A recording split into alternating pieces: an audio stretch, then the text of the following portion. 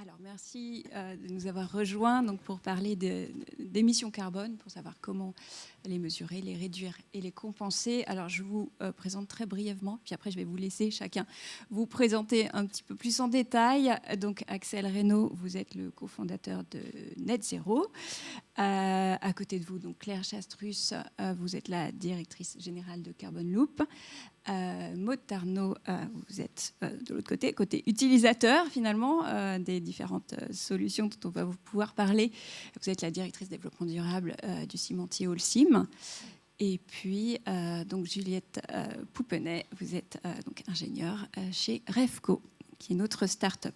Je vous laisse, je peux commencer par vous, si vous pouvez un petit peu présenter votre solution. Donc, je vais vous parler de Bonjour à tous, pardon. Je vais vous parler de Refco. Donc, Refco, on est une société qui a été fondée en 2020, qui est une société donc, qui développe des solutions de captation de CO2 à destination de ce qu'on va qualifier de faibles et moyens émetteurs. Notre idée de départ, c'est d'optimiser les solutions de captation de carbone qui existaient jusque-là, donc les solutions aux amines. Et puis après avoir itéré autour de l'optimisation des solutions aux amines, on s'est tourné vers ce qu'on appelle l'anti-sublimation par cryogénie, qui nous est apparu comme une solution beaucoup plus vertueuse, puisque plus sobre, potentiellement plus simple à mettre en œuvre, et surtout, elle ne génère pas de déchets.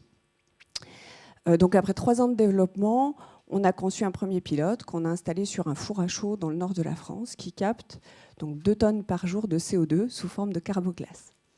En 2023, on est en train de développer l'étape de liquéfaction qui nous permettra d'interfacer cette unité sur ce qu'on imagine être les dispositifs de transport et de stockage du CO2 à terme.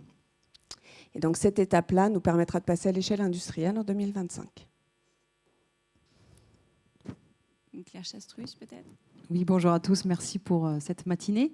Donc, je suis Claire Chastrus, la directrice générale de Carbon Loop. Alors, Carbon Loop a été créée en 2021. Elle s'adresse à des industries de taille intermédiaire. Et Carbon Loop donc, développe une solution qui combine à la fois donc, production d'énergie renouvelable sur site et solution de séquestration du carbone en utilisant donc, des procédés de pyrogazéification, qui a été évoqué ce matin, et donc qui permet de produire à la fois un gaz renouvelable, donc qui permet de réduire les émissions, et un coproduit qui s'appelle le biochar, donc qui est un puits de carbone, et qui a aussi des co-bénéfices, notamment sur l'amélioration des sols. Donc notre objectif, c'est d'accompagner, de proposer une solution concrète à des industriels de taille moyenne qui ont pris des engagements de trajectoire carbone et de leur permettre de bénéficier ainsi sur leur site de manière décentralisée d'une solution qui permet de réduire et de séquestrer. Donc on fait en fait les deux en même temps.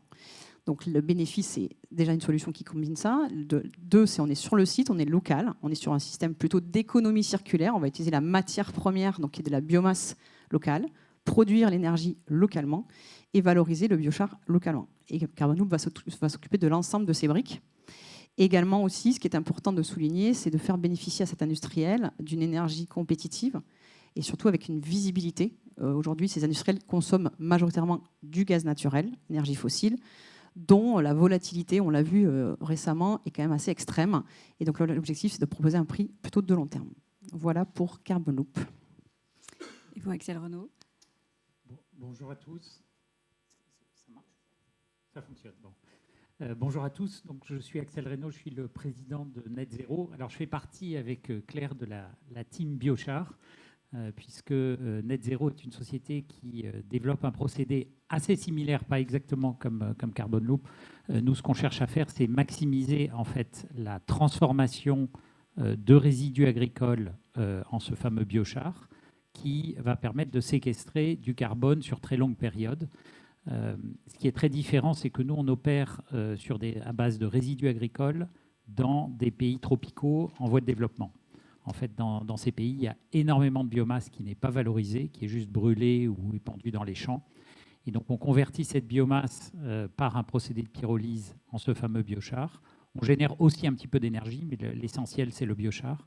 Et ce biochar, on le revend aux agriculteurs autour, ce qui leur permet de réduire l'usage des engrais et d'améliorer les rendements. Donc il y a à la fois un impact climatique, on séquestre du carbone, et un impact agricole. On améliore l'agriculture pour la rendre moins émettrice de CO2, enfin de gaz à effet de serre, puisque en réduisant l'usage des engrais, on réduit les émissions à la fois liées à la production des engrais et à leur utilisation. Merci.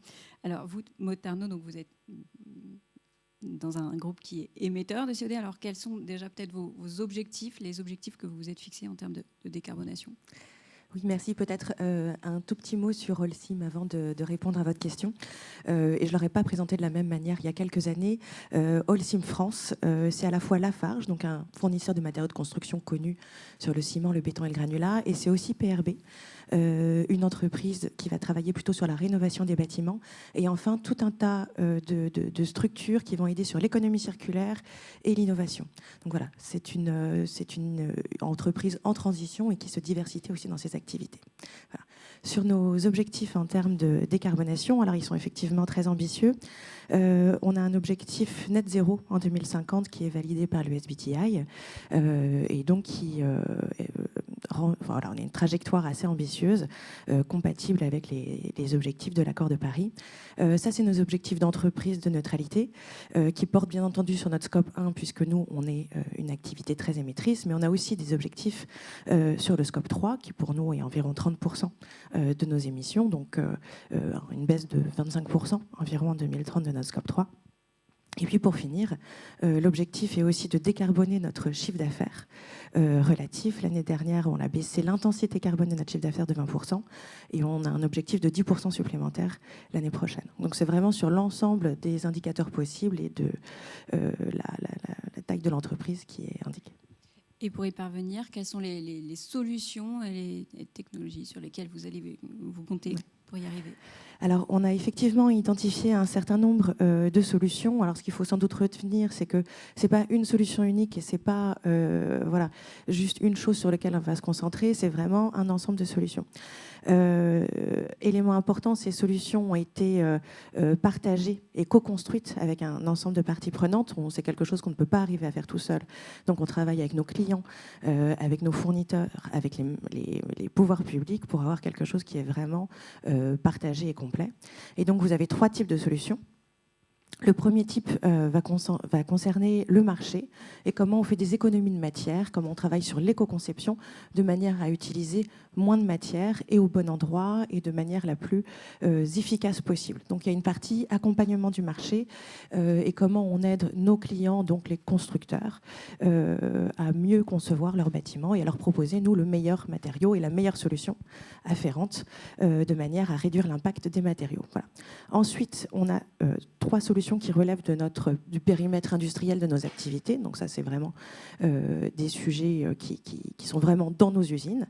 Donc vous allez avoir le mix énergétique, bien entendu, avec l'efficacité énergétique, mais aussi le mix sur l'utilisation de déchets et de biomasse. On a beaucoup parlé d'économie circulaire. Nous, c'est effectivement un axe très important de notre décarbonation. Et puis c'est aussi un enjeu de compétitivité, de souveraineté. On est à 50% de combustibles alternatifs aujourd'hui dans nos opérations. Et on a des objectifs de 90% en 2030. Donc voilà, quelque chose qu'on va vraiment encourager. Puis dans ces combustibles alternatifs, l'idée c'est de recourir de plus en plus à la biomasse et la biomasse issue de déchets. Pas la biomasse vierge, mais la biomasse issue de déchets. Donc voilà, mix énergétique, effectivement un levier fort. Ensuite, on a ce qui relève de la recette du ciment et du mix produit, comment on va utiliser moins de clinker mais plus d'ajouts décarbonés. Et on va travailler sur des argiles calcinées, sur des ajouts divers et variés qui vont permettre de baisser le taux de clinker. Et enfin, toujours sur l'économie circulaire, l'idée c'est d'utiliser des matières premières décarbonées et d'utiliser les déchets du bâtiment. C'est un secteur qui se structure de plus en plus, on en a parlé dans la table ronde précédente, et d'utiliser les déchets de béton, les déchets de démolition pour utiliser leur potentiel de captation de carbone pour les remettre dans le circuit de la cimenterie et faire un ciment moins carboné. Et enfin, 3e grande famille, c'est la carbone capture pour le stockage ou l'utilisation. Et ça, c'est quelque chose d'absolument essentiel pour notre activité qui a un certain nombre d'émissions qu'on dit fatales, c'est-à-dire liées au process. Quand on fait cuire du calcaire pour faire du ciment, on fait d'une part... Alors, du ciment pour aller très vite, mais d'autre part du CO2, et ça c'est vraiment des émissions fatales. Donc celles-ci, il faut les capter et ensuite les séquestrer. Oui, quelle est la place? Voilà, j'allais vous poser la même question. J'allais dire, il y a aussi une autre petite chose qui peut nous rejoindre, c'est que le biochar, on peut le mélanger avec du ciment pour à la fois améliorer les propriétés mécaniques et alléger les structures et emprisonner du carbone sur très longue période. Donc c'est peut-être ce qui nous rejoint autour de cette table ronde. Je crois que vous avez d'ailleurs des choses là-dessus. Oui, en fait, c'est vrai que le biochar permet à la fois de séquestrer, donc on est dans la dernière partie, mais c'est aussi sur la recette du ciment, il y a effectivement des choses à faire. Voilà, donc c'est effectivement tout un tas de solutions qui émergent et qu'on voit émerger, qui sont effectivement très intéressantes. Quelle est la place des différentes solutions pour réussir à atteindre la neutralité carbone, en fait? Alors, en fait, on voit bien, là, dans notre panel, on a un peu de tout. C'est-à-dire, on a d'ailleurs beaucoup entendu parler ce matin de réduction. Bon, d'abord, il faut réduire les émissions. Et là, il y a tous les leviers que Maud évoquait. Mais ensuite, il y a une part des émissions qui vont être très difficiles à supprimer. Donc, interviennent les solutions genre CCS. Donc, on dit on va capturer du CO2 avant qu'il sorte. Et puis après, il y a le CO2 ultime, on va dire, celui qui est déjà parti dans l'atmosphère, alors qui s'est accumulé depuis l'ère industrielle ou qu'on va continuer à accumuler. Et c'est là où Claire et moi, on intervient en disant cette partie-là, il faut l'enlever. Alors ça a l'air marginal vu de loin. Le GIEC dit qu'il faut enlever 5 à 10 milliards de tonnes de CO2 par an de l'atmosphère une fois qu'on aura tout réduit en 2050. On aura réduit tout ce qu'on peut réduire. 5 à 10 milliards de tonnes, c'est un peu abstrait comme ça. Juste pour fixer l'ordre de grandeur, on extrait en pétrole et gaz combinés 6 milliards de tonnes par an. Donc, il faut faire faire le chemin inverse à peu près la même quantité de CO2 pour aller le capturer et ensuite le mettre soit dans des poches réservoirs, soit dans du biochar, soit dans d'autres solutions. Donc, il y a un peu un ordre des facteurs. Nous, on est sur le petit morceau, mais ce petit morceau, en soi, il est déjà gigantesque. Oui, un complément de ces chiffres-là. Le GIEC dit dans son scénario moyen, il faut à 2030, demain, retirer 4 milliards de tonnes équivalent CO2. Et donc la capacité naturelle de la planète à absorber ce carbone, c'est 2 milliards à peu près. Donc c'est-à-dire les océans, les forêts, etc. Donc ça, et ça ne va pas augmenter. Ça risque même de diminuer dans les années à venir. Donc ça veut dire quoi? Ça veut dire qu'il faut développer des solutions, un ensemble de solutions d'élimination du carbone, au-delà juste de la capture, mais toutes les solutions pour en fait aller chercher 2 milliards à retirer. Je ne sais pas si vous avez le chiffre en tête de ce qui a été fait en 2022 en termes de quantité retirée au-delà des solutions naturelles de la planète.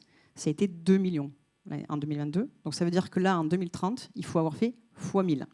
Donc l'enjeu est colossal, bien entendu. Et donc ça veut dire qu'il faut vraiment s'activer sur ces solutions. Donc, c'est ce que Axel et moi, on essaie de faire à notre échelle. Mais il va falloir aussi développer toutes les solutions pour pouvoir retirer ces émissions.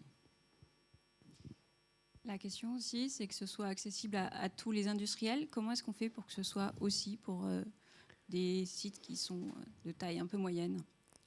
Alors, les solutions, enfin ce qu'on appelait la captation traditionnelle, donc celle qui est bien connue aux amines ou aux solvants, a été principalement déployée pour de très gros émetteurs.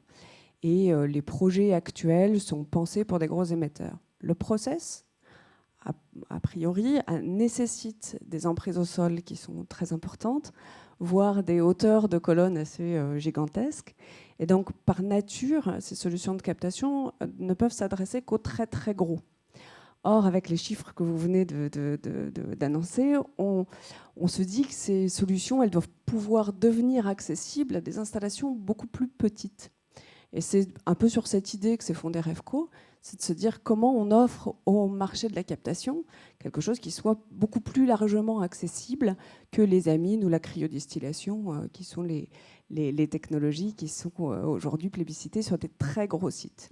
Donc ça peut intéresser tout type d'industriel ou c'est dans certains Non, il y a quand même une taille d'industriel qui reste à déterminer, pour lequel la captation sera intéressante. On pense également que ces industriels de petite taille, il va falloir les raccorder à des réseaux de transport, parce qu'il y a une partie qu'on va pouvoir peut-être mettre en économie circulaire en utilisation, mais il y a toute une partie qui doit partir également au stockage, donc qui doit se raccorder sur des réseaux. Et donc, il y a une taille d'entreprise qui reste, taille d'émetteur plutôt, qui reste à déterminer pour faire de la captation à proprement dit. Sinon, ils se raccorderont plutôt au dispositif dit de DAX ou de captation de captation dits atmosphériques, voilà, donc d'émissions diluées, pour lequel ça viendra en compétition finalement de la capture en direct. On l'a dit, il y a beaucoup de solutions à mettre en œuvre, mais sur ces questions de capture des émissions résiduelles, est-ce que là, c'est des technologies qui sont déjà matures? Parce qu'il faut accélérer, mais est-ce que les technologies sont vraiment là? D'accord. À ce stade, il y a quelques unités qui tournent dans le monde. Alors, je pense que le CIM, vous serez mieux placé que moi encore pour le confirmer. Sur le territoire français, ce qu'on voit, c'est principalement des projets qui sont à l'étude ou en demande de financement. Et vous avez quelques pilotes qui sont soit en phase de construction, soit en phase de mise en service. Oui, c'est ça. Nous, on a un certain nombre de projets à travers le monde, notamment en Europe et en Amérique du Nord, à des stades variés, effectivement, d'évolution. Ce qu'on observe en France, c'est une accélération vraiment de la prise de conscience de la nécessité de cette solution. Alors, à la fois des projets et surtout, ce qui est clé pour le développement de ces solutions, c'est le développement des infrastructures associées, de manière à ce que les industriels de taille variée puissent se brancher à ces solutions. Oui, concernant le biochar, alors on est sur une technologie qui est complètement mature aujourd'hui. Alors en France, on est un petit peu en retard, un petit peu le mauvais élève de l'Europe, je pense qu'on peut le dire. En Europe, l'année dernière, ça a été 53 000 tonnes de biochar produites. Cette année, ça sera 90 000. Donc on va faire x2 en Europe. 90 000 tonnes de biochar, c'est à peu près 200 000 tonnes de CO2 séquestrées. Et on prévoit donc que les capacités de production de biochar en Europe ne vont faire évidemment que croître rapidement. Les technos sont matures, elles existent dans le monde entier. Axel pourra aussi en parler sur ses projets. Il y a des technos de pyrogasification partout dans le monde, sur toutes les plaques continentales. Donc il n'y a pas de problématique d'accès à la technologie. Il y a plus un retard pris de manière générale en France, en Europe aussi, sur la stratégie justement d'élimination du carbone. En France, on n'a pas de stratégie d'élimination. On lance une consultation là sur les CCUS, uniquement sur les CCUS. Je pense qu'il va falloir élargir un peu le scope et surtout se fixer des objectifs d'élimination, parce qu'en fait aujourd'hui, il n'y en a pas. Donc il va falloir accélérer aussi là-dessus. Voilà. Et ça s'explique comment pour vous, ce retard de la France ? C'est politique, c'est pas à moi de résoudre la problématique. On a déjà quand même voulu aussi d'abord axer évidemment sur la réduction, qui était, je pense, aussi un peu le premier message, pour pas qu'il y ait une confusion des messages. Donc réduire massivement, enfin déjà compter, réduire et ensuite supprimer, éliminer. Donc évidemment, on a voulu déjà mettre en mouvement tous les acteurs, tous les émetteurs, justement, parce qu'on parle plutôt d'émetteurs, pour aller vers cette réduction massive. Et maintenant, il est temps de passer aussi à la deuxième étape, parce qu'on sait qu'on est déjà très en retard. Voilà. Alors, je vais abonder dans sur ce que disait Claire. On est dramatiquement en retard. On est monstrueusement en retard. Enfin, là, je vais faire un peu le provocateur, mais voilà, on se raconte des histoires, qu'on fait des choses, qu'on démarre, etc. Il faut diviser par 2 les émissions au niveau de la planète d'ici à 2030, dit le GIEC. OK ? On n'y est pas du tout. On commence tout juste à tester et à déployer à petite échelle des solutions. On n'y est pas du tout. Donc, ce qui va se passer, c'est que, on ne va pas tenir les 1,5 degrés, même les 2, je pense qu'on est en train de petit à petit se rendre compte qu'on ne va pas les tenir, avec toutes les conséquences dramatiques que ça a. L'autre chose, c'est qu'à un moment donné, ça va être la panique à bord. Et la panique à bord, ce n'est pas bon. Mais ce sera bon pour des gens qui, comme nous, vendent des pelles et des pioches et auront des solutions. Et donc, y a un message il faut aider à développer ces solutions, il faut aller beaucoup plus vite. Et devant nous, il y a sans doute un marché absolument gigantesque parce que éliminer 5 à 10 milliards de tonnes de CO2 à un coût de la tonne, alors ce n'est pas clair à terme si ce sera 100, 200 ou 300 euros, mais c'est sans doute dans ces eaux-là, vous faites le calcul, 10 milliards fois 200. Voilà la taille du marché juste sur l'élimination du carbone atmosphérique. Je ne parle même pas du CCU et je ne parle pas de toute la décarbonation. Et il y a une espèce de cri d'alarme de dire on n'y est pas en France, mais on n'y est pas en Europe, on n'y est pas aux États-Unis, on y est encore moins dans les pays en voie de développement. Et en fait, on est en train d'aller dans le mur à grande vitesse. C'est quoi les freins à lever pour accélérer, justement, pour lancer ce mouvement et passer à l'échelle, vraiment ? Il y en a beaucoup, mais enfin, j'en citerai 2. Il y a une mobilisation du capital. Donc aujourd'hui, il y a des investissements qui sont faits, mais pas du tout à la hauteur des effets multiplicateurs. Claire disait fois 1000, voilà, enfin, on n'y est pas du tout. Et on est encore en mode, bon, bah, allons-y, un peu de venture capital par-ci, par-là, 2-3 pilotes. Bon, et ça, c'est un problème parce qu'il faut mobiliser des milliers de milliards de CAPEX. Encore une fois, en ordre de grandeur, il faut déployer les CAPEX qu'il y a dans l'industrie pétrole et gaz combiné, juste sur la partie séquestration de carbone, plus éviter les émissions, enfin capture en points CCU et autres, plus évidemment toute la réduction. Donc il y a disons, un aspect mobilisation de capital qui est énorme, et puis il y a un sujet réglementaire qui est qu'aujourd'hui, il y a quand même un grand flou. Il y a beaucoup de choses qui sont aujourd'hui pas réglementées. L'essentiel du carbone, c'est du carbone dit volontaire. Quelles vont être les règles? Comment ça va fonctionner au sein d'un pays, entre pays? L'article 6 des accords de Paris, etc. Tout ça est dans les limbes et ça freine beaucoup. Oui, et puis en complément en effet, de cette mobilisation du capital, je suis tout à fait d'accord. Il y a aussi alors des freins réglementaires en France, en tout cas. Alors, j'espère que la loi industrie verte va les réduire ou les lever même, puisqu'il y a un gros enjeu sur les sujets d'autorisation. Hein, parce que quand on développe des sites, que ce soit des CES, que ce soit des procédés de pyrogasification ou autres, donc il y a évidemment des règles à respecter, heureusement, mais elles sont parfois un peu contraignantes, voire trop longues. Et donc ça veut dire qu'on va mettre 1 an, 2 ans, voire plus parfois, pour sortir un projet. Donc j'espère que la loi industrie verte va pouvoir justement y contribuer largement, parce que ça c'est un vrai frein, c'est-à-dire qu'on ne peut pas aller vite. En fait, c'est ça. L'accélération des procédures. Là, on ne peut pas accélérer. Quoi. Voilà. Donc on est freiné. Ça, c'est le premier point. Et le deuxième, c'est ce que j'ai dit juste avant, c'est qu'en fait, il n'y a pas d'objectif. Quoi. En fait, on ne se fixe pas d'objectif d'élimination. Voilà. On s'est fixé des objectifs de réduction. Donc il y a le Fit for 55 qui a été voté au niveau européen et puis décliné dans les pays européens. Mais il n'y a pas d'objectif de dire, tiens, là, aujourd'hui, on est déjà en retard sur la réduction. Donc il va falloir accélérer sur la séquestration, puisque de toute façon, on n'y arrive pas. Mais il y a 0 objectif là-dessus. Donc il faut vraiment s'y mettre. Voilà. Ça, c'est un vrai frein. Alors, moi, j'observe dans les politiques publiques vraiment des choses qui vont vraiment dans le bon sens. Il y a un enjeu sans doute d'accélération de leur mise en œuvre.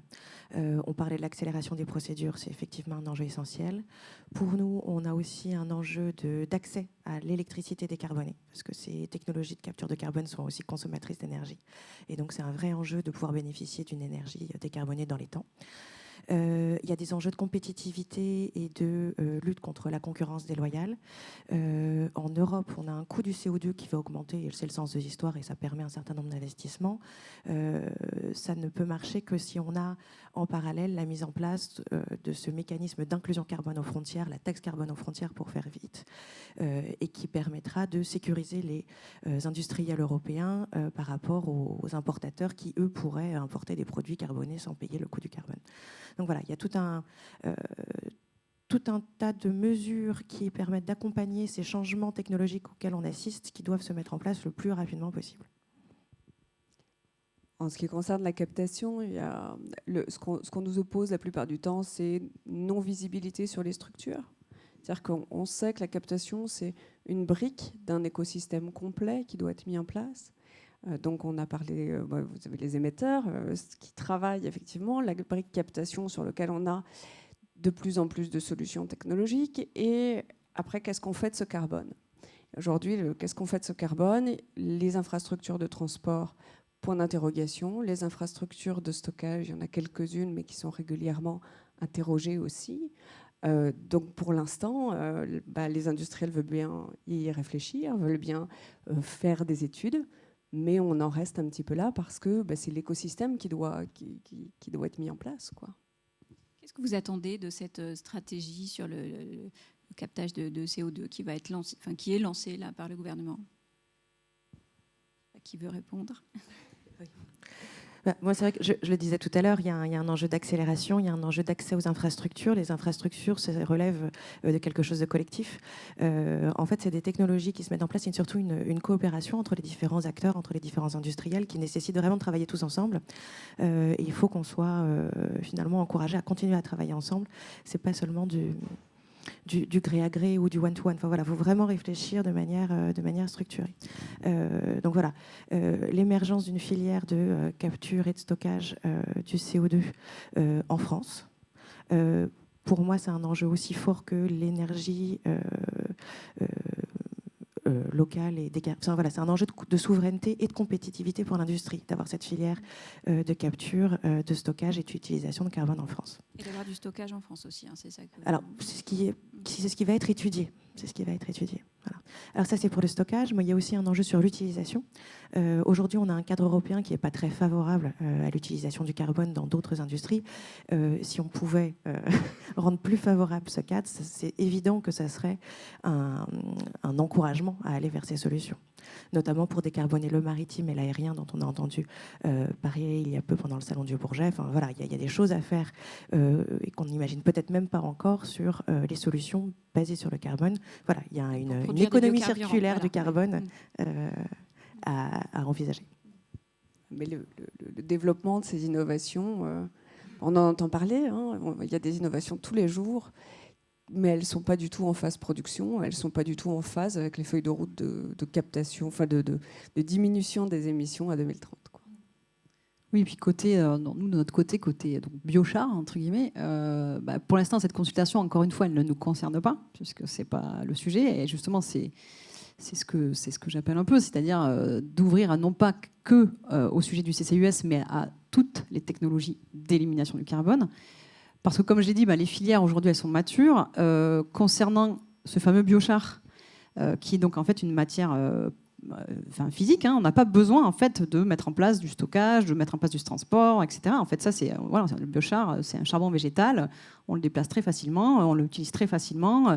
On peut l'utiliser dans les sols pour améliorer les sols. On peut le mettre dans le ciment également pour en faire un liant. Donc, il n'y a rien de compliqué, quoi. Vraiment rien de compliqué. C'est facile à mettre en œuvre, ça existe, c'est mature. Donc, il faut vraiment aujourd'hui accélérer sur ce sujet-là en France. Ouais. Peut-être juste pour compléter, parce que là, on parle beaucoup du biochar comme solution d'élimination du carbone, et ça, c'est un peu notre plaidoyer pro-domo. Il y a évidemment des tas d'autres technologies. Vous avez entendu parler du direct air capture, par exemple, et d'autres. Je pense que derrière l'enjeu, on va dire, de compétitivité de l'industrie française qui doit se décarboner dans des bonnes conditions, il y a un enjeu de filière technologique, c'est-à-dire on parle de nouvelles industries qui vont avoir des tailles massives. On parle en milliers de milliards d'euros ou de dollars. Et c'est des technologies, c'est des procédés, c'est des savoir-faire qui, soit on peut décider qu'on les développe en France et qu'on sera exportateur de cette technologie, soit on peut dire laissons le train passer, puis on importera bien les technos de DAC, de biochar, de je ne sais pas quoi, d'autres pays, et on aura regardé le train passer. Et là, on est un peu comme la France des années 80, fin des années 80 avec le Minitel, en disant regardez, c'est génial, notre plan France 2030, on a tout prévu rien qu'avec de la reforestation, et vous allez voir ce que vous allez voir. Et entre-temps, les États-Unis, certains pays d'Europe, etc., investissent massivement à des échelles qui ont absolument rien à voir avec ce qu'on fait en France, et les technos elles vont être développés là-bas. Et quand un jour on dira ah ben oui, mais alors pour finir d'arriver à l'objectif net zéro, il faut installer des unités de DAC, des unités de CCUS, des unités de biochar ou je ne sais pas quoi, on ira chercher la techno ailleurs. Et donc là, il y a un enjeu industriel de nouvelles filières, de nouvelles industries qui vont se développer, et après on peut décider de jouer ou pas jouer. Je pense que c'est absolument dommage qu'on ne joue pas en France. On a la recherche, on a pas mal d'industries qui sont très adaptées, très proches, disons, des technos de base qu'il faut maîtriser. Et voilà, pour l'instant, on regarde un peu le train passer. Est-ce que sur le carbone, une fois qu'il est capté, est-ce qu'il y a déjà le business model? Est-ce qu'il est déjà là? Est-ce que pour les usages de ce carbone? Alors, sur le business model de Carbon Loop, oui, justement, le business de Carbon Loop, il est basé sur la valorisation de l'énergie. Donc, on produit l'énergie sur le site de l'industriel, on lui vend de l'énergie, et sur la valorisation donc, du coproduit qui est le biochar. Donc, on va vendre à un autre acteur, un acteur du monde agricole, par exemple, et qui va permettre donc de générer des crédits carbone grâce aux méthodologies qui existent aujourd'hui sur les labels, et va générer des crédits carbone qui vont être vendus. Alors nous, dans notre cas, dans notre modèle, on les vend en fait à l'industriel. C'est le même en fait, qui va acheter et l'énergie et les crédits carbone pour pouvoir bénéficier d'une énergie dite carbone négatif. Donc notre modèle, il est là-dessus. Donc énergie, crédit carbone, biochar sur contrat de long terme avec je dirais 3 sources de revenus, majoritairement l'énergie bien entendu, crédit carbone et biochar. Le business model tourne déjà aujourd'hui. Oui. pareil pour nous, sauf que nous, c'est d'abord crédit carbone, deuxièmement biochar, troisièmement énergie dans l'ordre. Mais on fait un peu la promotion du biochar, mais ce qui est très intéressant, c'est que toutes les technologies d'élimination du carbone, l'objectif, c'est de capter le carbone atmosphérique et de le mettre à un endroit où on n'en fait rien, d'aller l'enterrer, d'aller le minéraliser, etc. Donc, en soi, ce carbone n'a pas de valeur. Ce qui est intéressant dans le procédé du biochar, c'est que en fait, le carbone atmosphérique qu'on extrait, qu'on stabilise, on en fait un produit utile. On en fait un produit utile pour l'agriculture qui peut être vendu. On peut le vendre comme complément, on disait, sur le béton. On peut le vendre en complément de nourriture animale. Enfin, il y a plein d'usages possibles. Et donc, en fait, il y a une source de revenus qui provient du carbone extrait. Et c'est ça qui est très intéressant dans ces business models, c'est qu'on n'est pas uniquement dépendant de crédit carbone. Et ça se vend autour de combien, le carbone en biochar? Alors, le produit physique, alors suivant, nous, on est au Cameroun et au Brésil, donc évidemment, on ne le vend pas cher, quelques centaines d'euros, et ça peut monter jusqu'à 1000 euros la tonne, à peu près, en Europe, suivant les qualités, parce qu'il y a évidemment des différences de qualité, etc. Et les crédits carbone se vendent assez cher, puisque c'est de la séquestration très long terme, très mesurable. D'ailleurs, un point là-dessus, il y a eu pas mal de controverses récemment sur ces fameux crédits carbone, sur ces enjeux dits de compensation qui peuvent être taxés un peu de greenwashing, la fameuse compensation. Il faut quand même, justement, pourquoi il y a eu pas mal de controverses? Parce qu'il y a un véritable enjeu de mesure, de traçabilité, c'est-à-dire comment on fait pour compter correctement les émissions qui sont réduites, évitées ou séquestrées. Ça a été tout le débat des discussions ces derniers mois là-dessus. Et donc ça, c'est un vrai enjeu. C'est-à-dire qu'il faut pouvoir... Déjà, il ne faut pas arrêter donc, ce sujet de la compensation parce qu'en fait, ces crédits carbone, quel est leur intérêt? Ce n'est pas du greenwashing, l'objectif. C'est de financer, ils servent à financer justement des projets de séquestration ou d'élimination et pour pouvoir justement atteindre ces objectifs. Donc il faut vraiment ne pas arrêter cette mécanique-là. Ensuite, par contre, oui, il faut être exigeant. C'est-à-dire, on ne fait pas n'importe quoi, on compte correctement, on fait ce qu'il faut faire pour ne pas compter 2 fois, par exemple. C'est un des problèmes. Donc pour ça... Alors là, encore une fois, je fais la promo du biochar, mais c'est hyper facile de compter les tonnes retirées par le biochar. En gros, le biochar, c'est du carbone, à peu près 80%. On l'envoie en labo, on sait combien de carbone exactement. Et puis après, à chaque fois que vous produisez du biochar, vous savez exactement combien vous retirez. Donc il n'y a pas d'enjeu de mesure. Et la traçabilité, c'est pareil. Vous allez le mettre dans un sol, vous savez que dans le sol, il ne bouge plus. Voilà. Donc c'est très important de ne pas, casser cette dynamique de la compensation parce que l'on entend dire c'est du greenwashing, etc. Non, c'est pas que du greenwashing quand même. Il y a des vrais sujets. Quand on plante un arbre, on plante quand même un arbre. Enfin, c'est pas du greenwashing. Par contre, oui, il faut être exigeant là-dessus. Et je rejoins Axel quand il disait tout à l'heure, il n'y a pas aujourd'hui de réglementation suffisante sur ce marché dit du marché volontaire. Ça sera un véritable enjeu pour éviter justement de faire n'importe quoi et de mettre sur le marché des projets de qualité. Sur les usages du carbone, vous y travaillez, vous, Holcim, à Holcim? Alors oui, en effet, simplement, je voulais revenir sur ce qu'Axel disait tout à l'heure. En effet, il y a un vrai sujet d'investissement en Europe et en France, c'est de massification des investissements et par conséquent d'accessibilité des solutions. En fait, plus on investit massivement et plus elles sont développées, plus elles sont matures, moins elles seront onéreuses pour les industriels et plus elles seront développées à grande échelle. Donc c'est vrai que c'est des enjeux. Nous, on a effectivement des feuilles de route de décarbonation dans nos sites industriels, alors dans lesquels il n'y a pas effectivement le biochar, parce qu'on n'arrive pas à comptabiliser ça aujourd'hui à l'échelle des sites industriels, et c'est sans doute perfectible. On a quand même des ambitions de moins 50% en 2030, mais grâce au CCS, en effet, puisque sans ça, on n'a pas de solution possible. Après, il y a un certain nombre de conditions économiques à cette décarbonation. On a le prix du carbone, la visibilité du prix du carbone. On parle de contract for difference aujourd'hui par l'État. Donc, c'est l'État qui garantit un prix du carbone, qui sécurise l'industriel dans ses investissements. Ça, c'est essentiel. Et puis, il y a tout un tas de mécanismes économiques dont je parlais tout à l'heure. Donc, effectivement, cette entre guillemets taxe carbone aux frontières, le mécanisme d'inclusion carbone aux frontières, voilà, tout ce qui permette d'avoir un environnement économique et financier sécurisé à long terme pour permettre des investissements qui sont vraiment, vraiment massifs pour les industriels.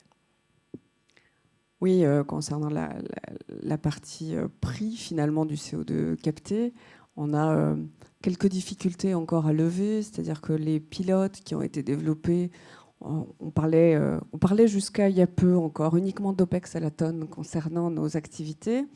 Et puis on commence à se dire que si on veut le déployer à plus petite échelle, on va commencer à extrapoler du CAPEX à la tonne aussi. Alors ça change complètement la donne en termes de prix ramené à la tonne. Donc pour l'instant, on revient sur des histoires de consommation spécifique.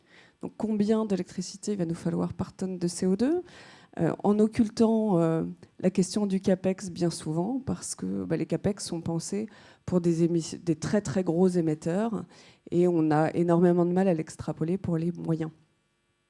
Voilà, donc très difficile pour nous d'avoir de la visibilité sur finalement le prix du carbone sur notre cible client. Je vous remercie tous les 4 pour cette table ronde. Merci beaucoup. Et je passe la parole à Gauthier Virol.